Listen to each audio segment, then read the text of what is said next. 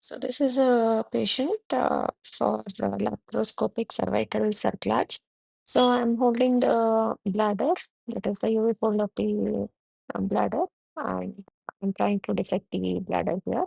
So the important thing here when she is about 13 and a half weeks pregnant is to make sure that the vision is good and the gentle retraction is done. So you can see that there is ballooning of the lower uterine segment here. This is a case where I have already put a modified Shiroker stitch, but I can see again the funneling.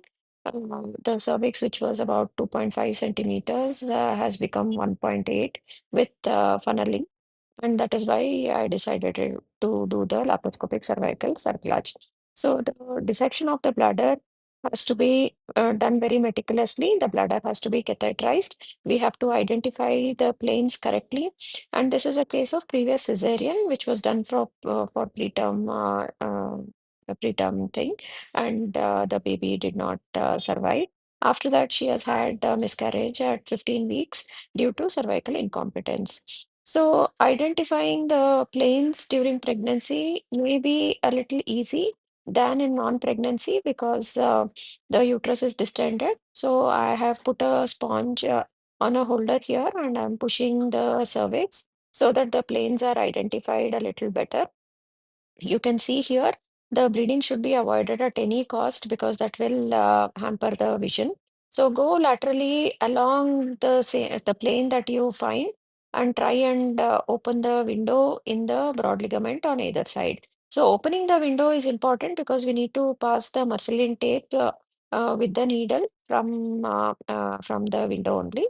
So here on the right side, I'm able to identify a avascular area, and usually this can be identified if we go just below the round ligament and start dissecting. So once we go below the round ligament and start dissecting, similarly on the left side, it again, like you can see that it is slightly difficult for me to identify the window as easy as it was on the right side. It is not like that on the left side.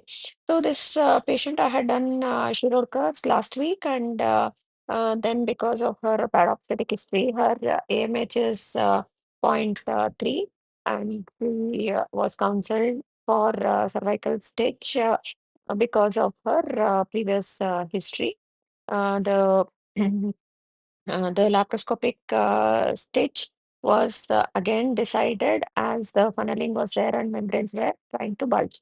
So here again, I'm dissecting in the leaves of broad ligament, but I'm not able to identify an avascular plane and I'm not able to find that window. So here you can see that there is vasculature, and this prodding and this kind of dissection can sometimes cause bleeding. So I put a blunt instrument like the shearer or even like a non-tooth forceps from behind, and then it started bleeding here. So these kind of situations can cause panic because it is pregnancy and we have very limited options to control the bleeding. So here I'm using the bipolar instrument to cause the hemostasis. So then I'm taking the needle through the right broad ligament window, which I have already made. So I'm an ipsilateral surgeon, so I will take it from the left upper port and take the bite a little medial to the vasculature.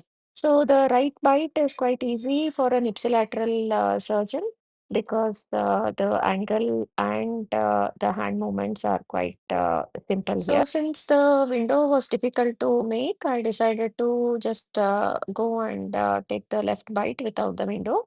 So the same spot where I had taken the right bite, just at the uterosacral, I took the bite on the left side and I came out anteriorly. So this is how it came out. And then we did the suturing. So I put the knot.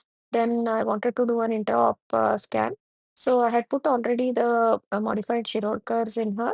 So you can see here that the abdominal stitch is 1 centimeter above that.